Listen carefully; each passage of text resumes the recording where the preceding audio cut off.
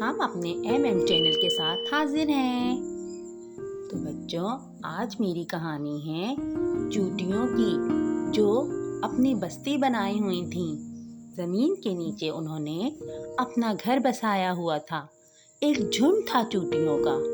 बहुत सारी चूटियाँ थीं, जिसमें छोटी बड़ी लाल चूटी सारी चूटियाँ रहती थीं। उनकी एक रानी माँ भी थी। बारिश आने से क़िबल उन्होंने सोचा हम अपना खाना इकट्ठा कर लें, ताकि हमें बारिश के मौसम में कोई परेशानी ना हो किसी तरह की भी, और हम सुकून से अपनी ज़िंदगी गुजार सकें अपने घरों में। लिहाजा उन्होंने अपने लिए खाना जमा किया और अपने घरों में आराम से रहने लगी। अनकरीब बारिश आने का था, तो उन्होंने अपने खाना इकट्ठा करके और रानी माँ से सलाह ली कि रानी माँ, सब कुछ तो हो चुका है। रानी माँ ने कहा कि खाने को किसी सेफ जगह पे रख दो, ताकि इस खाने पर किसी की नज़र ना पड़े। चींटियों ने ऐसा ही किया, खाने को सेफ जगह पर रख दिया। किसी की नज़र उस पर नहीं पड़ी थी।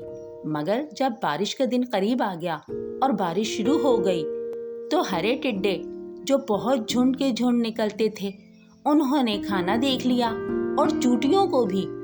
तो उन्होंने चूटियों के खाने पर कब्जा कर लिया और बहुत सी चूटियों को मार डाला।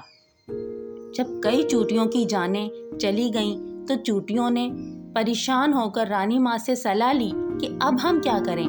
हमारी तो बहुत सी साथियाँ मर चुकी हैं, खाना भी छिन चुका है।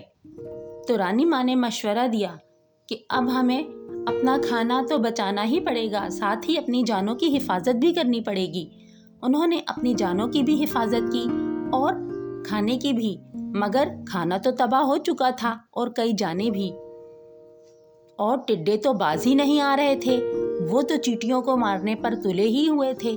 तो उन्होंने बहुत सी चींटियों की जानें ले ली। तो उन्होंने चींटियों ने जाकर रानी माँ से मशवरा किया और जंगल के और जानवरों से मदद ली, जैसे कि रेशम कीड़े और छोटे चूटे और छोटे जानवरों से, बहुत सारे जानवरों से मतलब उन्होंने मदद ली कि हमारी मदद करो, वरना ये टिड्डे तो हमारी बस्ती तबाह कर देंगे। वैसे तो बहुत चंद सी ही चूटियाँ रह गई थीं, सब तो मर चुकी थीं। तो उन लोगों ने मिलकर जब उनकी मदद की, तो टिड्डों को उनकी मदद से मार भगाया और उन्होंने टिड्डों को भगाने के लिए कई तरीके तदबीर किए और फिर टिड्डों को वहाँ से निकालने के लिए फाइट की और फिर चींटियों की जान बचाई। लिहाजा चींटियाँ और खाने बहुत कम रह गए थे, लेकिन फिर भी और कीड़ों की मदद से वो सब आबाद हो गए और अपना खाना वापस पा लिया। तो बच्चों, हमारे चैनल को सब्सक्राइब करें और हमें इजाज़त दें। हम एक नई कहानी के साथ फिर हाजिर होंगे। जब तक के लिए अल्लाह हाफिज़।